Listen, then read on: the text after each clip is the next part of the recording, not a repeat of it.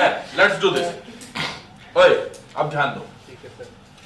So characteristics of research में जो सबसे पहले है वो सॉल्यूशन टू अ प्रॉब्लम। किसी भी रिसर्च की जो कैरेक्टरिस्टिक है उसमें सबसे महत्वपूर्ण कैरेक्टरिस्टिक है कि समस्या का समाधान होता है रिसर्च से। दूसरा है formulation of theories and principles. जो भी सिद्धांत बने हैं, जो भी नियम बने हैं, वो किससे बने हैं? रिसर्च के बाद ही बनते हैं, है ना? तो पहले रिसर्च जरूर होती है उनकी। बेस्ड ऑन इंपीरिकल एविडेंस, अनुभव पे आधारित हैं, इसलिए इनको प्रूव किया जा सकता है और ये साइंटिफिक नॉलेज को बढ़ावा देते हैं। Involves gathering of data from primary and secondary sources. यहां थोड़ा रुक जाना पड़ेगा। प्राइमरी डेटा एम्पिरिकल था तो क्या था ये? And secondary data. यार इंपीरिकल तो बहुत देर से समझा रहा हूं मैं। सर तब भी थोड़ा सा डाउट। इंपीरिकल यानी एक्सपीरियंस बेस्ड, जिसमें हम कोई चीज को एक्सपीरियंस करते हैं, फर्स्ट हैंड एक्सपीरियंस, और उसी के आधार पे हम अपनी नॉलेज को क्रिएट करते हैं। That is called empirical. हम बात कर रहे हैं यहाँ पे प्राइमरी और सेकेंडरी डेटा की। डेटा कितने प्रकार का होता है? कम से कम 2 प्रकार का होता है, प्राइमरी और सेकेंडरी। फर्स्ट हैंड एक्सपीरियंस से क्या होता है और जो हमने किसी और की स्टडी के बेस पे फिर हम उसी में। Very good. तो अगर हम इसके ऊपर लिखें कि ये होता है फर्स्ट हैंड एक्सपीरियंस, जैसा आपने बोला, और ये होता है on basis of study of first hand. First hand के बेस पे जो स्टडी की है उस पे बेस्ड होता है, ठीक है? मतलब ऐसा मान सकते हैं। या फिर कोई दूसरा तरीका, साधारण रूप से समझना। कभी भी किसी भी डेटा को देख करके आपको क्वेश्चन क्या पूछना है? इसका उद्देश्य क्या था? जब इसे कलेक्ट किया गया डेटा को, तो इसका उद्देश्य क्या था? अगर ये जिस उद्देश्य से किया गया था ये कलेक्ट, उसी उद्देश्य की पूर्ति ये यहां कर रहा है, तो प्राइमरी है। अगर ये जिस उद्देश्य से कलेक्ट किया गया था, ये उस उद्देश्य की पूर्ति तो किसी और रूप में कर रहा था, पर आज भी मौजूद है, तो आज ये सेकेंडरी है। क्या मतलब? इसका अर्थ ये हुआ कि आपने एक फोटो खींची, और इस फोटो को आपने अपनी रिसर्च में लगा दिया। तो फोटो किस लिए खींची गई थी? रिसर्च के लिए। क्या है? First hand. फोटो क्या है? First hand. पर आप अपनी रिसर्च कर रहे थे और आपने इसी फोटो को यहां पे एक एविडेंस के रूप में यूज किया। फोटो खींची किस लिए गई थी? इस स्टडी के लिए। और फोटो का इस्तेमाल आपने कहां किया? किसी दूसरी स्टडी में। तो वो क्या हो गया? है तो फोटो ही, लेकिन यहां पे वो सेकेंडरी है और यहां पे वो प्राइमरी है। यूज के अकॉर्डिंग कुछ ऐसा डेटा होता है जिसको कलेक्ट किया जाता है, लेकिन उसका यूज नहीं निर्धारित किया जाता। वो डेटा प्राइमरी डेटा ही रहता है। जैसे सेंसस। What is census? जनगणना। जनगणना में जो डेटा लिया गया उसका उद्देश्य क्या होता है? जो आप यूज करना चाहो, आप रॉ डेटा का इस्तेमाल करते हैं। वो डेटा जो NSSO लेती है, जब तक वो डेटा स्टडीड नहीं है तब तक वो क्या है? प्राइमरी डेटा है। NSSO कौन सा डेटा लेती है? National sample survey organisation. National sample survey organisation. NSSO जो डेटा लेती है, अभी 17वें राउंड के डेटा की स्टडी चल रही है, तो अलग अलग। हाँ, 21 नहीं होगी ना सर? जनगणना अभी नहीं हुई ना, अभी तो नहीं हुई, कोविड सिचुएशन के कारण नहीं हुई, वरना ये जनगणना कब चालू होती है? 10 साल। ये अक्टूबर में चालू होनी चाहिए थी 2020 में, बट कोविड सिचुएशन के कारण नहीं हुई। तो सर जो NSSO डेटा लेगा वो प्राइमरी डेटा होगा, और उस डेटा को जब वो CSO को दे देगा तब वो सेकेंडरी डेटा को स्टडी करेगा। अब क्या होगा? अगर ये डेटा गया यहाँ से CSO के पास, अभी भी ये प्राइमरी डेटा है क्योंकि CSO प्राइमरी डेटा को इस्तेमाल कर रहा है। बट तुमने CSO की स्टडी को कोट कर दिया लूसेंट की किताब में, तो वो ल्यूसेंट की किताब में या किसी में भी, तो वो क्या हो गया? secondary data। वो हो गया सेकेंडरी डेटा, राइट? क्योंकि प्राइमरी डेटा का स्टडी करके इसने स्टडी किया, तो आपकी जो आपने अगर उसको निर्दिष्ट किया तो वो हो गया सेकेंडरी डेटा। अगर आपने खुद कोई डाटा लिया है, खुद किया तो प्राइमरी, तो वो आपके प्राइमरी, डाटा को और secondary किसी में और use ने कर लिया रहा था है, और आप उसको यूज कर रहे हैं काम में, सेकेंडरी। तो मतलब क्या है, सबसे बड़ी चीज क्या है? डेटा किस उद्देश्य से जरूर उपयोग में लाया गया था। अगर जिस उद्देश्य के लिए आप देख रहे हैं उसी उद्देश्य के लिए उसे कलेक्ट किया गया था तो प्राइमरी डेटा है, और जिस उद्देश्य में आप देख रहे हैं उस उद्देश्य के लिए कलेक्ट नहीं किया गया था तो सेकेंडरी डेटा है। सीधे रूप में अपने अनुभव को, अपनी सेंसेस का यूज करो। जैसे आप डेटा को देख रहे हो, क्या वो उसलिए लिया गया था? अगर वो उसलिए नहीं लिया गया था तो आप सेकेंडरी डेटा देख रहे जो हो। वास्तविक यूज है उसका। जिस चीज के लिए लिया गया उसमें यूज हो रहा है तो फर्स्ट, जिसमें दूसरी चीज में यूज हो रहा है तो सेकेंड। सर जैसे हमें स्क्रिप्ट वगैरह मिलती है पुराने सेकेंडरी पुरातत्व वगैरह के, तो दैट इज सेकेंडरी। हमेशा पांडुलिपि, जो भी पांडुलिपि है वो क्या होगी? Secondary primary. पांडुलिपि से प्राइमरी। हम थोड़ी मैन्युस्क्रिप्ट, तो खोज तो डाटा तो मैन्युस्क्रिप्ट। करेगी उससे।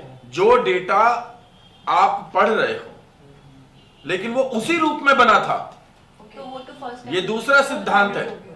वो तो बना ही उसी रूप में था। अच्छा, उस रूप को अगर किसी जगह पे प्रेजेंट किया गया है तो वो सेकेंडरी हो गया। जैसे हम बुक में उसकी फोटो देख लेते हैं as it is, तो Secondary। हो गया। सेकेंड और वही हमारे और वही अगर आपने देखा तो वो प्राइमरी डेटा है। क्योंकि हम किसी और की हुई स्टडी को फिर तुम पढ़ रहे हो। जी बिल्कुल। अब मान लीजिए ऐसा है कि महाभारत के एक पेज की 3 लाइनें यहाँ पे लिखी हुई फोटो खींच करके डाल दी गई, ये प्राइमरी है या सेकेंडरी है? सेकेंडरी किसी ने लिया क्यों? तभी तो तुम्हारे पास आई है। क्योंकि अब सर, क्यों वास्तविक question आता चीज है? हमारे पास नहीं है ना, Experience क्योंकि नहीं अगर वो किया पेपर हमने होगा उसका जो ना- जिसमें लिखा हुआ जिस है, तो उद्देश्य के लिए इसको primary लिखा गया था वो तो उसके लिए प्राइमरी। मैं क्यों बता रहा हूं, सुन लो मेरी बात, पहले सुनो। यहाँ पे एक महत्वपूर्ण चीज है, क्यों प्राइमरी और सेकेंडरी का भेद किया गया। 33 कोटि देवता हैं हिंदू धर्म में, हाँ या ना? हाँ, कहते से पता नहीं, ये पुराण में लिखा हुआ है और इस लाइन को कोट किया गया एक पर्टिकुलर जगह। फिर कई बार तो ये कहते हैं कि 33 करोड़ है, पता नहीं कोटि है बता। तो कोटि, लेकिन करोड़ बोलते हैं। वर्ड कोटि लिखा हुआ है वहां पे। इसको ऐसे करके एक लाइन में लिख दिया गया।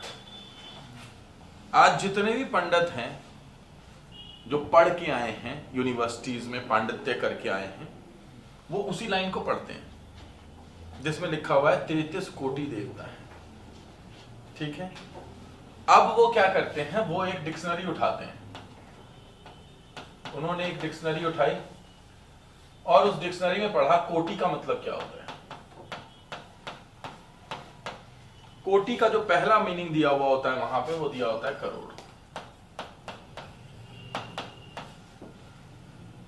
अब वो करते हैं कि संस्कृत की उस लाइन का मीनिंग निकालते हैं, 33 करोड़ देवता है। थोड़ा सा और एक्स्ट्रा पढ़ें तो लिखा होता है प्रकार। कोटि का एक अर्थ होता है प्रकार। अगर ये केवल ये वाली लाइन नहीं होती, अगर इसके नीचे एक और एक्सर्ट दिया हुआ होता, अगर वो पूरा पेज होता हमारे सामने, तो उसके नीचे वाला भी पैराग्राफ लिखा होता है जिसमें कि वो 33 प्रकार भी बताए गए हैं, और उसकी गिनती अगर 33 होती तो उसे काउंट करके उससे अंदाजा लग जाता कि ये प्रकारों की बात हो रही है, करोड़ की बात नहीं हो रही। हिंदू धर्म में 33 प्रकार के देवता हैं, 33 करोड़ देवता नहीं है।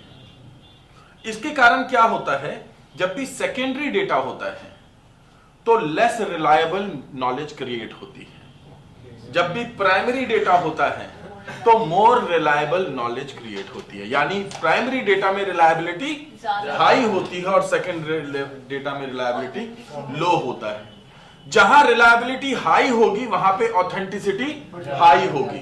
जहां पे रिलायबिलिटी लो होगी वहां ऑथेंटिसिटी लो होगी, लिख लीजिएगा। सर ऑथेंटिसिटी प्रामाणिकता, प्रमाणिकता और रिलायबिलिटी यानी विश्वसनीयता। विश्वसनीयता और प्रमाणिकता दोनों साथ साथ जाती है। प्रमाणिकता और विश्वसनीयता दोनों साथ साथ जाती है। जहां ज्यादा रिलायबिलिटी होगी वहां ज्यादा प्रमाणिकता होगी, जहां कम रिलायबिलिटी होगी वहां पे कम प्रमाणिकता होगी। लेस रिलायबिलिटी लेस ऑथेंटिसिटी, मोर रिलायबिलिटी मोर ऑथेंटिसिटी। ये समझ में आया अभी कि प्राइमरी और सेकेंडरी कौन से होते हैं और प्राइमरी और सेकेंडरी का रोल क्या होता है, राइट? तो जब हम कोई भी रिसर्च करते हैं तो उसमें हम प्राइमरी और सेकेंडरी दोनों ही प्रकार का डेटा इस्तेमाल करते हैं। कुछ में प्राइमरी ज्यादा होता है, सेकेंडरी कम होता है, ज्यादा रिलायबल रिसोर्सेज होते हैं। कुछ में सेकेंडरी ज्यादा होता है और प्राइमरी कम होता है, लेस रिलायबल रिसर्च होगी। आपसे क्वेश्चन पूछा जाएगा कि कौन सी रिसर्च में रिलायबिलिटी ज्यादा होगी? जिसमें प्राइमरी डेटा का इस्तेमाल ज्यादा हो, जिसमें सेकेंडरी डेटा का इस्तेमाल ज्यादा हो, जिसमें प्राइमरी और सेकेंडरी दोनों का बराबर हो। इनमें से कोई नहीं। इनमें से कोई नहीं। चार ऑप्शन बन ये गए? सभी चार ऑप्शन बन गए और बड़ा इजी क्वेश्चन बनते हैं रिसर्च से तुम्हारे पेपर में। मुश्किल नहीं है क्वेश्चन, क्योंकि एक तो सैंपलिंग से आएगा क्वेश्चन। इसीलिए मैं बोल रहा था कि अगर मैंने थोड़ा सा उस लेवल पे देखा होता तो शायद। खैर आगे बढ़ते हैं। So, based on empirical evidence involved gathering of data from primary and secondary sources। इसका मतलब ये हुआ कि अगर आप किसी ऑफिस में जाके वहां से अगर पेपर अगर जमा करके ला रहे हैं तो वो सेकेंडरी सोर्सेज हैं, और आप अगर किसी खुद अगर कर रहे हैं, लोगों से जाके इंटरव्यू कर रहे हैं, तो ये प्राइमरी सोर्सेज हमारा हैं। डायरेक्ट क्वेश्चन आया हुआ लास्ट पेपर में। बिल्कुल आया होगा। Carefully design procedures. कैरेक्टरिस्टिक में अगर आप देखें तो रिसर्च का जो प्रोसीजर होता है उसके लिए एक डिजाइन बनाते हैं जिसे कि रिसर्च डिजाइन कहते हैं। क्या कहते हैं? Research design. इस रिसर्च डिजाइन को आप बहुत केयरफुली बनाते हैं, कैसे आप एक एक स्ट्रक्चर से एक एक स्टेप वाइज आगे बढ़ेंगे। That is called research design. Next is requires expertise, not in all cases. सभी केसेस में नहीं, लेकिन एक कम से कम एक लेवल ऑफ स्किल या फिर कह लें नॉलेज, ये तो जरूरी होती ही है। इसीलिए एक्सपर्टीज की बात की जाती है। रिसर्च करने के लिए आपके अंदर कुशलता यानी कौशल यानी स्किल की जरूरत होती है। ये कॉम्बिनेशन ऑफ स्किल्स हो सकते हैं, यानी अलग अलग स्किल्स का अपना एक कंप्लीट कंपाइलेशन हो सकता है, जिसमें डाटा गैदरिंग से लेकर के इंटरप्रिटेशन, मैनिपुलेशन, प्रेजेंटेशन, ये सारी चीजें हो सकती हैं। और क्वेस्ट फॉर आंसर्स, ये तो सबसे बड़ी बात है। हर एक रिसर्च कुछ ना कुछ आंसर्स खोजना चाहती है और उनको प्रेजेंट करना चाहती है। पेशेंट एंड अनहरीड, मतलब पेशेंट का मतलब क्या हुआ? धैर्य। अनहरीड, जल्दीबाजी में नहीं किया जाता ये काम। ये काम कैसे किया जाता है? आराम से। हाँ, सहज पके सो मीठा होए, ठीक है ना। ये जबरदस्ती दवाई लगा के पकाने वाला काम है नहीं। पर आजकल क्या है, सरकारें कह रही हैं जबरदस्ती पकाओ, कह रही हैं 5 साल में रिसर्च कंप्लीट कर लो, है ना। तो ऐसा लग रहा है, रिक्वायरमेंट देता है। हाँ जी, बिल्कुल ऐसा लग रहा है जैसे बायोलॉजिकल प्रोसेस हो गया कि 9 महीने में बालक तैयार हो गया। रिसर्च है कोई ऐसी थोड़ी होता है, रिसर्च ऐसे नहीं होती। आप फील्ड में जाओ, कभी कभी बहुत टाइम लग जाता है, बट गवर्नमेंट कह रही है कि डेवलपमेंटल रिसर्च करो ही मत, टाइम लगाओ ही मत। तो रिसर्च की क्वालिटी कैसी होगी?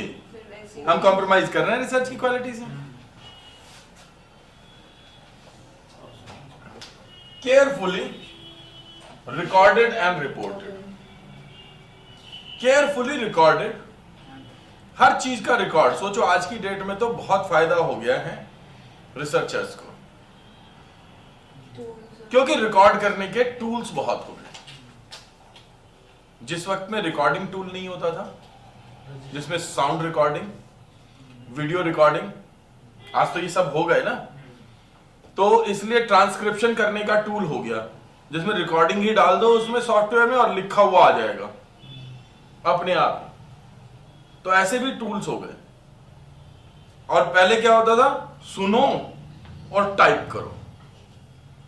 तो अपनी रिकॉर्डिंग सुनो, टाइप करो। और उससे पहले क्या होता था, जिस वक्त तो बोल रहा है उसी वक्त लिखना पड़ता था। तो या तो शॉर्ट हैंड सीख करके जाओ, या दिमाग इतना तेज हो कि बड़बड़ ना हो नहीं सकता। इतना तेज तो बोलना। नहीं, तेज नहीं, यहां पे जरूरी है, यहां पे जरूरत है आपके एनालिसिस की।